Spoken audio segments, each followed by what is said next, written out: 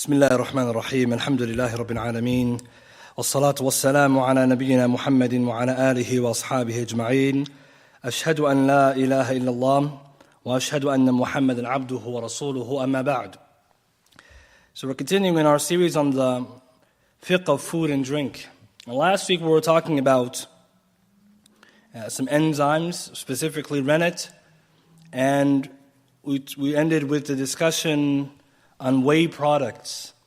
So inshallah, the next couple of lessons, or maybe this one and next week, we'll finish the other enzymes that you can find in the food. And there are many of them, but we'll try to group them, inshallah. That way it becomes easier to remember the rule. And the final conclusion. Today, inshallah, we'll begin, hopefully we'll do 4 of them, with one of these enzymes referred to as L-lestine. L-lestine. Sometimes it comes with letter E in front of it. L-cystine. And this is a particular enzyme you find in baked goods, particularly bread. So if you go to the dictionary definition, L-lestine is an amino acid used to extend the shelf life of food, particularly factory-made bread, bagels, croissants, cake, donuts, pita bread, and etc. So it affects most of the bakery industry. It has to be baked goods, i.e. usually in baked goods or pastries. And the reason why they say factory made is because if you went to an artisan bakery, like a regular bakery, homemade yourself, or those bakeries where the person who's baking it is not a big scale, they don't put it into their food. So factory made, because factory when you buy it, regular bread, you want it to stay for a long time. Now, the problem with L-lestine, why the issue comes, is because of the sources. So the sources for L-lestine is the following. Number 1, human hair. And this is what most people have concern, human hair. Secondly, duck feathers. Thirdly, cow horns. Fourth, pig bristles or pig hair. And lastly, synthetic/plant-based. So the ones that are of concern, as we can tell, is the human hair, and then pig hair or bristles, and the other ones, then we could mention them separately. And it's usually an additive put into dough. Like we said, when they're making the dough, they put this into it. Then, what's the hukum? What's the ruling on this enzyme? And the reason why it's important is because some people, of course, I think most people eat bread, they're concerned about this. And some people raise the question that the bagels you get anywhere has L-lestine or the bread in there. So the hukum, the ruling on this is dependent on the source. And so what we'll do is that we'll cover each ruling based on the source, wherever it comes from, and therefore that you can get the clarity. Because to give one hukum for all of it, it's not fair. It's not correct. Every ruling has to have every source has its own ruling because each source is different. For example, if you said it's synthetic, which is the first example we'll take, ruling on L-lestine from synthetic sources or plant-based, there's no ishkal, no doubt. Halal. It's halal. Because it comes from plant-based sources, or if it's synthetic in the lab. Now, sometimes synthetic doesn't mean always halal if they took it from a haram source, but that's not what synthetic usually means. Usually synthetic means they made it in the lab to avoid the animals altogether. So if we have L-lestine in our bread and it comes from synthetic sources, nobody has a problem with it. Even the vegans are okay with it. The next one then is, what if it comes from duck feathers, goose feathers, or any animal which is halal? Now somebody might think when I said that, goose feathers. What's the hukum of the goose? Who can tell us?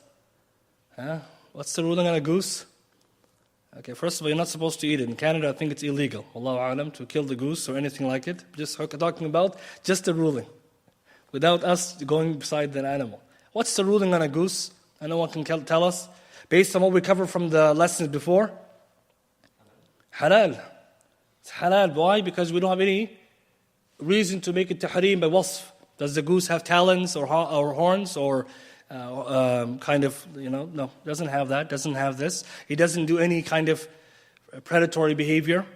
And in fact, there's some narration that show that some of the Sahaba, they ate the goose, or maybe swan is the better translation. So we have nas too, so it's halal. So if it comes from a goose, or geese, or duck, or animals that are halal, then the ruling is it's halal. Now, the first thing is somebody needs to know is that we're talking about the feathers. So there's a ruling on the animal, the ruling on the feathers. So if we say, for example, L-lestine comes from the feathers of geese and duck, فَهُوَ halal. Because in fiqh, we know the animals which are halal to eat, and even some animals which died as dead meat, it's a more correct view, the feathers, the fur and the wool is halal of that animal. It's a principle, it's a qa'idah. Animal which is halal to eat, the feathers and fur and wool that come from it, فَهُوَ halal. What about if it died by itself? Even then, more correct opinion, the wool and the feathers still halal. Even though the animal is haram. And there's proof for that, but we won't get into it. Imam al-Nawawi, he writes, Imam al-Nawawi, in Rawd al-Talibin, volume 1, page 15, that the origin is that which is taken from an animal which is halal to eat, i.e., like its suf, like the wool, and the fur, and the rish, and the feathers, فَكُلَّهَا طَاهِرَةٌ بِالْإِجْمَاعِ. All of it is pure by ijma'. Whether it's plucked or it flew away by itself. Let's say the feathers flew somewhere, you found it. It's all tahir. And if it's tahir, there's no najasa here. It says tahirun ala sahih, according to more correct opinion. And the proof for this opinion is in the Quran, chapter 16, Surah Nahl, ayah 80. Allah tells us that He made for us, from the bounties of Allah, our homes and abode, and made for you out of hides of cattle tents to dwell therein, until Allah says, and He made their wool, their fur and their hair, furnishing and articles of convenience. Yani all of that is halal for you. Surah Nahl, ayah 80. So therefore, if it comes from, L-lestine is derived from the feather of a duck or a goose or any bird or animal which is halal, it's halal. And so someone would say, here Allah mentions specifically the wool, fur and hair. But if someone wanted more specification, the fuqaha even mentioned the birds, the feathers. Just in case someone said, but it's wool. No, fur, feathers included. In Al-Mawsu' al-Fiqhiyya, you can find that. All of this is there. So therefore, if it comes from those sources, no problem. All right, so the first one is if it comes from a plant source, then there's no issue. If it's plant source or synthetic. Second one, it comes from an animal which is halal to eat. From the feathers of that animal, it's fur or wool, it's halal as well. So those two are there. The third one then is the one where is the issue, which is the human hair and pig or impure sources. And so before we mention what the correct or final conclusion is, what are some of the opinions out there about that? So some fuqaha, some jurists have ruled that it's haram to eat products that have L-lestine from human hair or pig. For example, the HMA, the Halal Monitoring Authority, we mentioned before, they're the biggest group in Toronto or in Canada. HMA, they have a post on their website or their Instagram, and they mention about L-lestine, what is it? And they say, ruling, halal if obtained from synthetic materials, haram if obtained from other sources. It's the other sources, they didn't even clarify. If you go to islamqa.org, the Hanafi one, there's a different one. Some people don't know, islamqa.org, it's a Hanafi one. They say it's haram and they have a conclusion. I'll read what they said because they did a detailed research on it. So you have to understand, those people who hold that view, where did they get it from? Here's their conclusion. They say it's not permissible to consume products with L-lestine if it comes from human hair because they argue the human hair and the human in general have been sanctified by Allah. So Allah subhanahu wa ta'ala, He made the human honored. وَلَقَدْ كَرَّمْنَا بَنِي آدَمَ. So we cannot be taking derivatives from humans. When they die, you can't take from their hair, etc., and then sell it and benefit from it. We'll get more to that in a second. They also said if it comes from pigs, then it's haram because it's a haram najis source. If it comes from a halal animal, then they say it's halal. And they conclude by saying that the one that comes from a haram source, like a pig, the problem is, even if you argue about istihala, the change, chemical change, we don't have proof it happens. It's not clear. Remember istihala, we said before, one of the two principles we used in the last 3 lessons. Istihala is a chemical change, or physical and chemical change of a product from one entity to another. So they said it's not guaranteed istihala happened here. You can't guarantee it. So the pig is haram and human hair source is haram. And truth be told, even most consumers are not happy with the human hair source. Because why would you want human hair in your food? So many people have raised the question, this is actually wrong. They shouldn't be unethical to put human hair in the food. So their conclusion then is, L-Lestin from human hair is haram, because the ayah in Surah Isra, chapter 17, verse 70, وَلَقَدْ كَرَّمْنَا بَنِي آدَمَ. And the fuqaha said, some of them, that's not, well, many of them, you can't buy and sell human byproducts or derivatives, hair, skin, because all humans are sanctified. And this is mentioned, and they mentioned Qaadir, one of the Hanafi texts, it mentions this. So now, how do we respond to this if we say that it's not? Because the necessary conclusion behind what they said now is that bread is haram. This is what we're going to come to. And so some of you are already wondering, bread can become haram like this? It becomes more complicated because now we have to examine this issue that they mentioned. True, the ulama and the fuqaha, the jurists said it's not allowed to take derivatives. When some human being dies, you can't buy and sell the derivatives. The human being is sanctified. However, the Hanafis included agree, and all the different madhahib, that human beings are pure. So it's not an issue of najasa aslan. Human beings are pure, dead or alive. And this is the position of all the scholars, right, or majority of madhahib, because human beings, Allah exempted us from impurity. So the argument then is that it's not allowed to do that. And we agree, no one should be deriving these kind of byproducts or enzymes from them. The question now is, in our major companies, if L-Lestin is found in the bread that you already bought, the question now is not about, is it haram to take the enzyme from the source? The question is, it's already in the source now. It's in their final product. Can you eat it? So we have to separate the issues. Because if you told me it's haram to take it, I agree with you. But that doesn't mean now the bread is haram. Because what's the issue? What's the mas'ala we're talking about here? The L-Lestin from a haram source is already in the flour and baked in your bread. What's the hukm of the bread now? That's the question. And we always remind ourselves of the principle, hukm an shay, hukm on something, on anything, far'un an tasawwurihi. It's a subsidiary of conceptualizing the issue to begin with. We're not talking about taking it. We're talking about what's in it. So if you understand this, now the fuqaha and our councils in the Muslim world, they analyze this discussion. And the conclusion then is that L-Lestin from human source or pig source doesn't make the bread or the pastry haram. Anyone can guess why? What kind of principle? Yes? Istihala or istihlal? Or istihlak? Istihala or istihlak? One of the two. So which one is it? That's the question. We always mentioned before, istihala is hard to prove because chemically you need to go to a chemist or a lab. And this is the easy argument to say that we can't prove it and you can't negate it. So what's the correct or stronger argument? Istihlak. Istihlak, for those of us who were not here before, it means when you take a small amount of najasa, impurity, and put it into a large amount of pure substance, it becomes absorbed. It loses its taste, its color, and scent despite its presence in the food. It's called istihlak.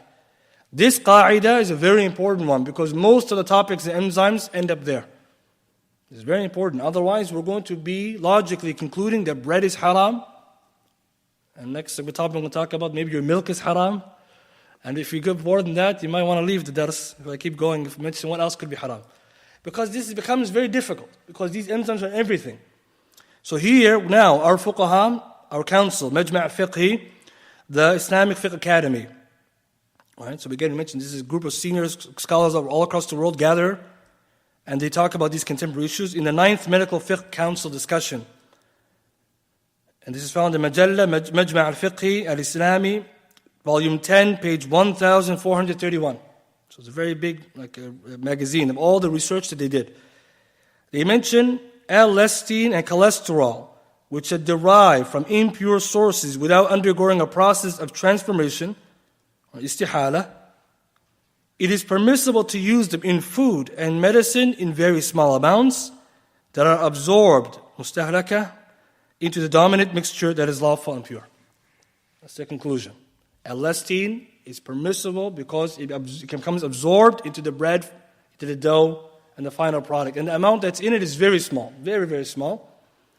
So the conclusion then is, if it comes from human hair or pig sources, pig skin or pig bristles, it's still halal. Okay, it's still halal. Now to add to this, to give you more assurance, because you might say, brother, I don't believe you, it's still doubtful. I'll give you added assurance. In Canada, almost all the L-lecithin comes from goose or duck. So you don't have to even worry about this. And this is one of the problems some people, they take something from general and then they apply it to the specific. Some people, they say there's L-lecithin in the bagels in Tim Hortons. We tell them even Tim Hortons says that's not true. We have to be careful. Some people are spread these things and they don't do tathbeet. Majid was telling us earlier about that. If someone brings you reliable information, you have to take it. Otherwise, we have to investigate if it's right. So here, the Baking Association of Canada, this is supposed to be, their job is to deal with these issues. They say, the primary source of this amino acid is goose and duck feathers. However, human hair and swine bristles and swine hooves have also been identified as sources. These latter sources are not used in Canada. And they continue. This is from their website, 2019. And the reason why we're saying this, just in case someone is still under the impression that I'm not Hanafi. For example, we may not ascribe to the madhab Hanafi, we'll say even if we didn't, alhamdulillah, even this is information for us. So even if we take the view that it's haram to eat human source or human L-lecithin from human sources or pig sources, the reality it's not a reality in our society. Alhamdulillah, that gives us clarity. So the bottom line then is, it's halal, whether it comes from human hair. Again, it's wrong to take it from there, but if it was in there, it's halal. Halal if it's from pig source, halal from synthetic source, and halal from duck or geese, etc. Inshallah. So there's no need to be alarmed with your bread. Tayyib, inshallah, we move to the second one, which is lecithin. Lecithin, and this is another common enzyme we find.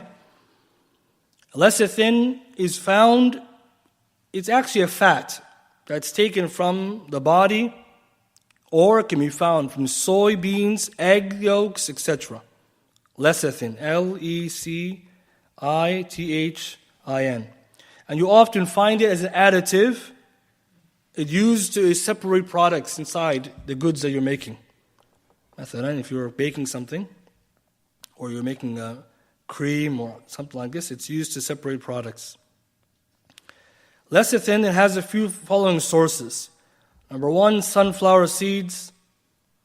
Number 2, eggs. Number 3, soybeans. And the last is animal fats / fish and the likes. So sunflower seeds, eggs, soybeans, animal fats, fish, and corn, but it's kind of the same as the other. You could say plants if you want that one. So lecithin, what is it? How often is it found in your food? It's quite found in actually a lot of your food. And you might find this particularly in dairy products or sweets like ice cream. Now lecithin, there's 2 types of it. You might find lecithin without any type of quality descriptor, just lecithin, or soy lecithin. So we'll begin with soy lecithin. If it says soy lecithin, where do you think it came from? Anyone thinks? Where do you think it came from? Soybeans. Soybeans are halal. Is it recommended to eat soy for men? We're not going to say this, but they are halal. So a lot of now, even your milk, right? Skim milk, ice cream, it has soy lecithin. If it says soy lecithin, inshallah, halal, because the origin is soybeans. Some people have the question, is it healthy? That's a little bit different, right? But we're not talking about the health, we're talking about the ruling. So it's halal, soy lecithin. But back in the day, when many of us first came to this country, we found lecithin in everything. And at that time, lecithin was popular in milk. We'll get to that later, milk. And now you find this in the milk products, yogurts, ice creams, etc. Even baked goods. A lot of your candy and stuff have it too. So let's assume it comes from animal sources. Again, animal sources could be pig, it could be pig, it could be beef, it could be all this. The Permanent Committee, Lajnatu Da'ima, Permanent Committee of Scholar Research and Iftah, and you can find this fatwa on aliftah.gov.sa, English. Al-Iftah, Lajnatu Da'ima, was asked a question. My company prepares foods which contain unlawful beef products, such as gelatin, glycerol, and lecithin. Do these substances make the foods prohibited?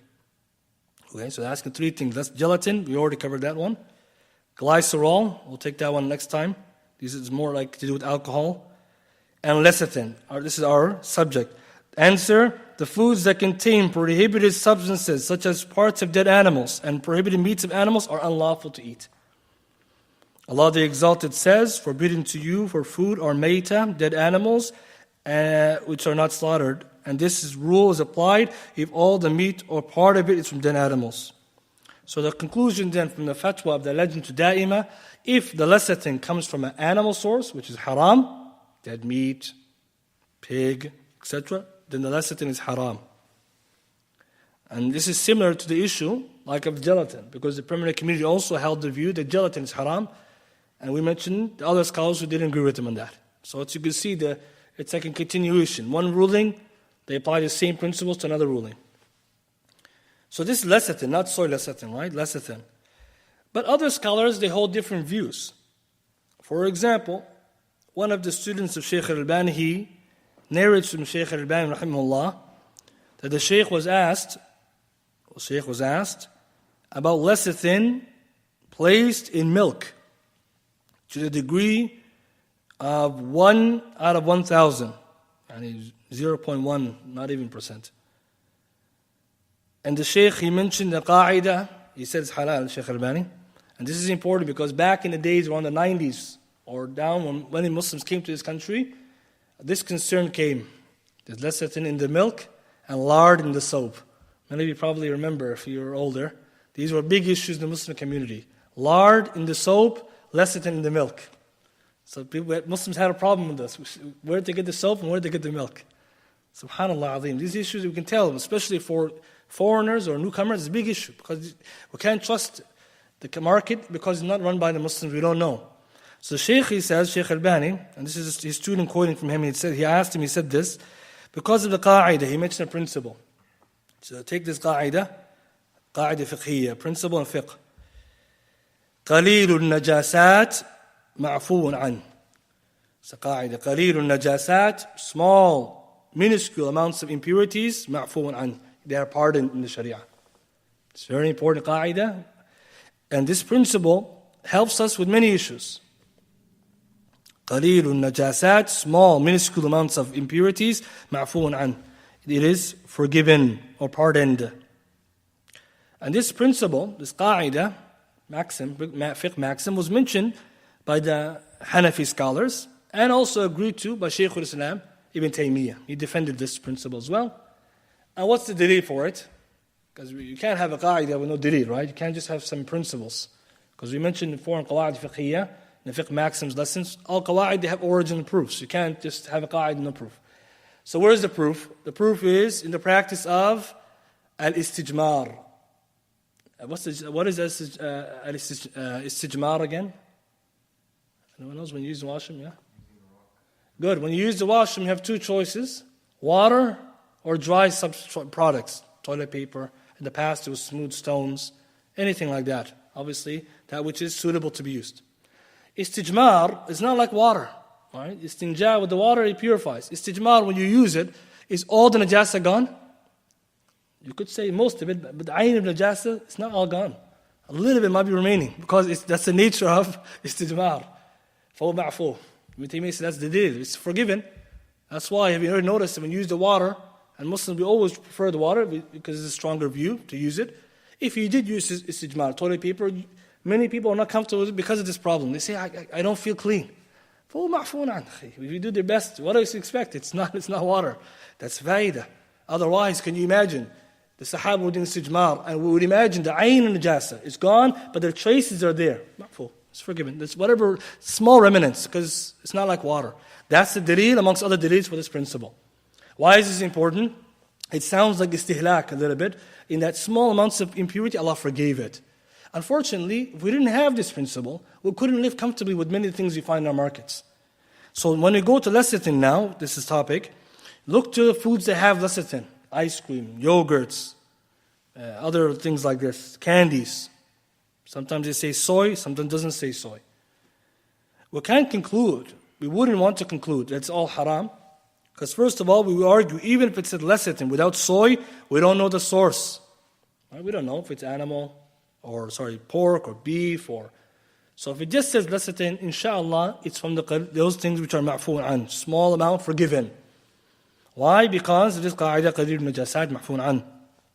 On top of this, is another principle you can take with you. The permanent committee, Lajnah Da'ima, permanent committee of Saudi Arabia, they were asked about somebody who buys products and they don't know what the ingredients are really, what they mean. For example, you bought a shampoo, deodorant, ice cream, etc. It has a bunch of chemicals. You don't know. Like right now, we're sitting in this class learning. What if we didn't know this? What's the asl if I don't know? And I already bought it. Okay, if I didn't know, I'm trying to avoid it. But what if all of them I don't know? This one has, that one has, they all have.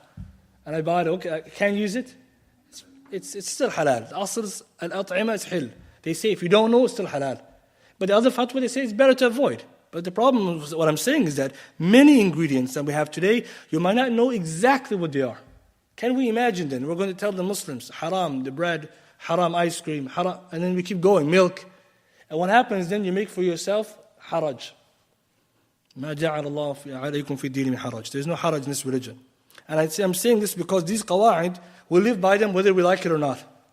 I'm sure most people, they already eat these products. But you see, now you know the rationale behind it. Because many people, and I'll add this as something that should be investigated, that when you don't have clarity about the food and drink, you start living in doubt and guilt. And this could negatively impact your iman and your psyche. Because you always think you're doing the dhunub. You eat something, make istighfar and tawbah for it, and what happens? You exhaust yourself. And it happens to people. They get exhausted because all these products, they think they're haram. The nafs, they want it, they eat it, they make tawbah. And what happens? They start beating on themselves like, I'm not a good Muslim. And this is a big problem. It affects Muslims already that we are struggling with our identity. So we need to have clarity because Islam came to make things clear. طيب, so the bottom line then, lecithin, if it's soy lecithin, inshallah, فهو halal. If it's lecithin itself, then that principle Shaykh al-Albani rahimahullah mentioned takes its place, inshallah. And to add more comfort, most products now are soy lecithin. So maybe in the 90s, when there wasn't that many soy lecithin alternatives, more lecithin, now it's inshallah, it's halal. The next one I want to talk about is a product or enzyme connected to our last week's discussion. It's called lipase. It's connected to pepsin and rennet. So when it comes to cheese making or dairy products, lipase is one of the enzymes. Usually either comes from the rennet or from the process when rennet is put into cheese, or it's equivalent to pepsin.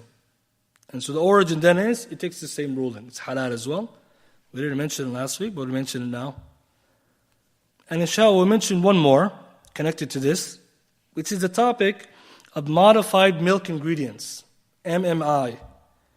Modified milk ingredients is an umbrella term for a series of milk, chemically enhanced or altered milk products. So you take milk and you chemically tweak it, you take things out of it and isolate them, or you add to it. So things like casein, or it can also include milk proteins or whey protein, either isolating it or modifying by putting extra things into it. The point is they chemically alter the milk until it's no longer milk. So the origin, it comes from milk. And the milk is then tampered with, it becomes something which is not milk. The HMA, the Halal Monitoring Association, their ruling is doubtful.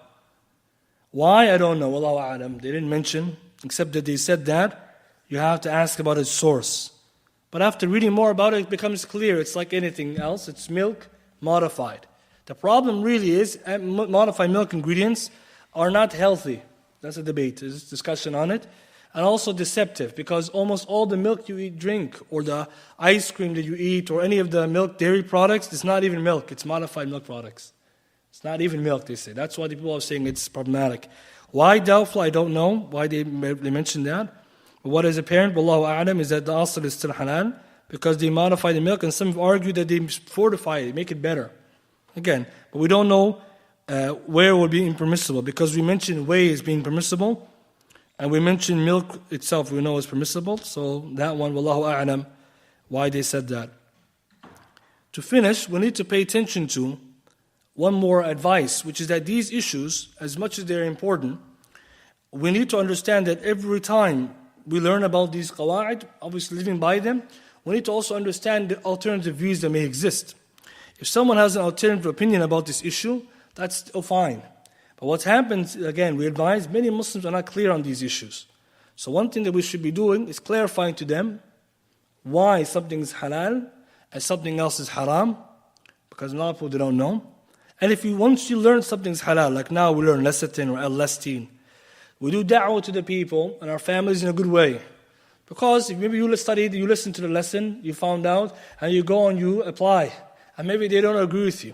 I have to have hikmah in the way that you advise and you explain. Because I said, vast majority of Muslims, they don't know many of these issues. So they may think that it's haram. And they may see you eating this or you buying this, so you explain to them. Within the home as well, it's important to also have hikmah. For example, if somebody is very staunch on the opinion, for example, we discussed the issues before, of gelatin or rennet. Whatever mawqif, opinion someone holds in the end, our job is not to force them to take our opinion. The same way that we also respect them to have their opinion because it's issue of fiqh, adab al-ikhtilaf. And that's the last point I want to mention because it's a difference of opinion with scholars on both sides. Our job is to know why we follow whatever opinion we follow. Bi'ilm. And when you have the knowledge of it, then what do? You practice it and you have rahmah for others. You clarify it properly. If they still don't agree, then everyone can follow what they want. Our job is not to make fitna by way of it.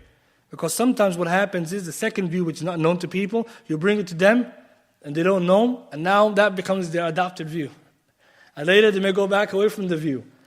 But all our job is to remind. I'm saying that because we know many people are not familiar with these issues.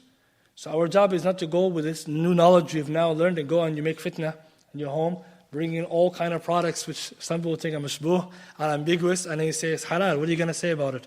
And then you're going to make a fitna in the house. فَذَكِّرْ إِنَّمَا أَنْتَ مُذَكِّرْ لَسْتَ عَلَيْهِمْ مُسَيْطِرْ. Just remember, our job, Allah says to the Messenger ﷺ, so by us, of course, we're less, remind them. For your only reminder, you cannot force them or strong arm them to agree. So our job is just to remind. But if you notice, somebody doesn't understand something, وَالْخُرُوجُ مِنْ الْخِلَافِ أَوْلَى. Getting out of the khilaf, staying away from it is awla, it's always better. But that doesn't mean you don't have a right to practice your view. But you know, if I were to enforce this opinion without explaining it, call it fitna or problem, get out of that and just go with that which is agreed upon so that people can have a better perception because at the end of the day, our job also as Muslims to do da'wah and to do it bil-ilm wal-hikmah. Inshallah, we'll end with this much. Next week we will cover the remaining amounts of enzymes that are not mentioned. There's quite a bit of them, but I'll try to group them together. For example, emulsifiers, and whatever remains of them. Lecithin is an emulsifier actually. So there's others, we'll put them into an umbrella term. And a few other ones, so we can get to the non-meat derived enzymes or products, like topics like alcohol, ethanol, glycerol. These types, inshallah, we want to cover, inshallah. So we'll try to move in that direction. If anyone has any questions, inshallah, we'll take them. Otherwise, we'll end. Naam, Sheikh.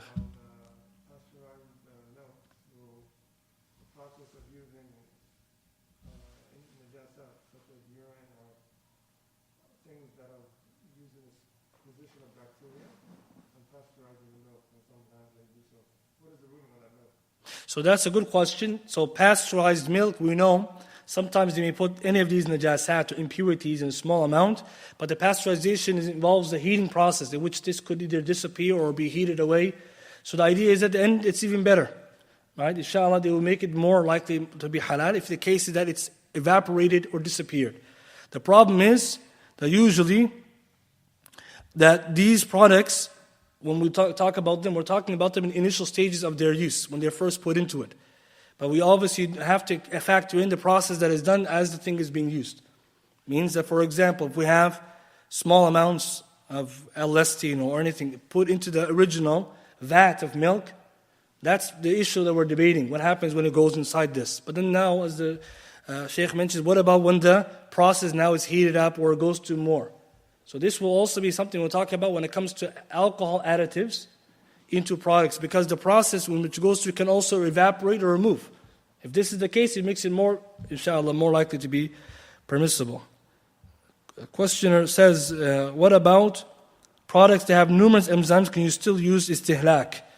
The principle of absorption means there are many products, many enzymes. So the question is, if all these enzymes that are put in there, if they're all used in minuscule amounts, then the answer is still yes, because the qa'idah is still standing. The problem obviously is that we're always talking about istihlak of najasat, impure items. So for example, one enzyme has animal fat, or let's say pork, another one haram source, another one haram source. So all of them put in, that is also not always likely. But let's assume it was the case. If there still remained with no athar of taste, scent, or sight, then the origin istihlak is still there, because then they're small in their amount. And the hukm at the end of the day will be upon the final conclusion, which is, this particular item have the remnants, i.e. the effects of the pork or the najasa. Right? So obviously this is a problem, as we know too, because our food is fully full of these enzymes. So these principles, we need them, because if you were to investigate your food, you'll find too many sources of different enzymes. But inshallah, istihlak is still standing, because the qa'idah is proven, and also because we know that the effect is missing. This is the key. And it will become more apparent, inshallah, in discussion about alcohol or alcohol derivatives in the food. This one will come, inshallah, become clearer. Allahu a'lam. Yes? What's again the difference between the qa'idah, qalil najasat, and afunan, and istihlak? So it's a good question. What is the difference between the two qa'idah, the qawa'id? One, the qa'idah istihlak, it means you take something which is najis. Istihlak means absorption, to be absorbed. So something which is najis is put into something which is pure, which is more in its amount, and the najis still remains. So baqa al-shay, it's still there, but the athar, ta'am, the taste, wal-rih, and the scent, and the loan has disappeared. So, but it's still there. That's called istihlak. Qalil najasat mahfu'an is similar in the sense that it is forgiven, pardon, but this one might be more clear in that sometimes the qalil najasat could be still seen. That's the difference, because we used istijmar as the example. Istijmar, the athar is actually present, whereas the istihlak, the athar is gone. So you could say equivalent but slightly different, but inshallah they're all in the same idea. This comes from the istijmar? Istijmar, yes. So how about istijmar is used as an alternative if there's no water? Exactly. Could that same qa'idah be used, like say, as an alternative to that enzyme? So the good point, if someone could say istijmar is an alternative to istinja, but the correct opinion is not alternative, it's both allowed. So we say that if some fuqaha, they say it's better istinja than istijmar, some say jama', you do both, and some say istijmar is better. Imagine that, because in times of Sahaba, it was a sign of manhood to do istijmar. Some of them would take it down like this. But the point is, we couldn't do that. Right? And the idea also is that the problem we really have, if you want to be honest, the food industry is the way it is not ideal. If we wanted to be honest, the problem is these things are being put in it like or not. Where in the Muslim countries, the difference is that some of these products have been removed altogether from the market. Inshallah, this will be the forward trend. If you look carefully now, the trend in North America is trying to follow like Europe. A lot of these things are getting out of the use. So we pray that they get out altogether. But right now, we're dealing with what is there. Wallahu a'lam. Yes. Could it take a ruling of being impermissible or something to be avoided if it leads to harm in someone absorbing or taking organic food later on or organic milk? So Afan, repeat the question. I missed the first part. Modified milk or the likes of that could have an impact later on if a person were to take the natural source of it, such as, for example, raw milk. That's not milk that's not modified. Could it have a ruling of being impermissible if it leads to gharar? It's a good question, because now we're only looking at these things from the legal rulings just as they are. But if we add the factor of harm, which is one of the things that make food haram, then this is a very good point. For example, if it's known that these modified milk products are going to harm you, and then as an alternative of, let's say, like raw milk, which is available to us, then obviously we have to go to that which is better. La darra dirar. And we'll also talk about later how the harmful foods, there's a qa'idah and principles, qawa'id, to deal with harmful foods. How much of it can you take, how much can you can't? So this is a good question, because right now we're not talking about the health issue. Because even now, just to give the idea, something could be halal based on what we were studying and still haram for somebody because of the issue of harm. harming them, there actually harms them particularly, or the harm is significant. So we'll, inshallah, add that maybe at the end of the lesson, we'll add this point, because it's very important to also remember in Islam we have a holistic opinion or view of the foods and drink. The origin, something's halal, it means it's beneficial to the body and the deen. Tayyib, it means it's gained in the halal way. So Allah says in the Quran, you have to eat halalun tayyibah. So remember, halal means it's beneficial for your deen and your body, your badan. And in tayyib, you gained in the halal way, you didn't do it in haram way. So we have to not forget that too, because I believe, and I'll finish with this point, but many people, when they talk about the meat issue that we discussed before, about the issue of meat, about slaughter, we cannot divorce the topic from the issue of ethical slaughter. Ethical slaughter is from Islam, to slaughter ethically. That is our manner of slaughter. Today, what is happening is people, they say, we're only ending up concluding that something's halal haram. We're not trying to find the solution, which is get ethical slaughter. And this then makes some Muslims, and I mentioned this before, some Muslims, they bring this into the conversation. So for example, they say, I'm not worried about if the meat is halal haram. I'm worried that it's harming the animal. I'm worried that it's unethical for its haram. And what do we say in response? That this issue, the hukum, has nothing right now to do with if the ethical nature is there or not, because that's a separate discussion. But we don't divorce it from Islam, because if you slaughtered Islamically correct, it is ethical. So we agree that what we have today of our food process is not ethical or it's harmful. But we're dealing with the reality. We're not talking about something which is not real. And lastly, this also brings some Muslims to turn to veganism and vegetarianism, because they think that it doesn't even matter if it's halal, it's harmful. It's against the spirit of Islam, the maqasid of deen. And really what they have done now is that they've moved away from what the Sahaba and Rasulullah used to understand and practice, toward accusation that the food that we're eating is haram, or Allah allowed something which is unethical, and this is dangerous. Right? So, but we're not going to be naive and say that, for example, soda is halal and that's it. Drink as much as if you want. We're not saying that. And we're going to get to that inshallah next time about that qaida as well, principles regarding those kind of things. For everything halal also has boundaries. بارك الله فيكم سبحانك اللهم وبحمدك أشهد أن لا إله إلا أنت أستغفرك وأتوب إليك.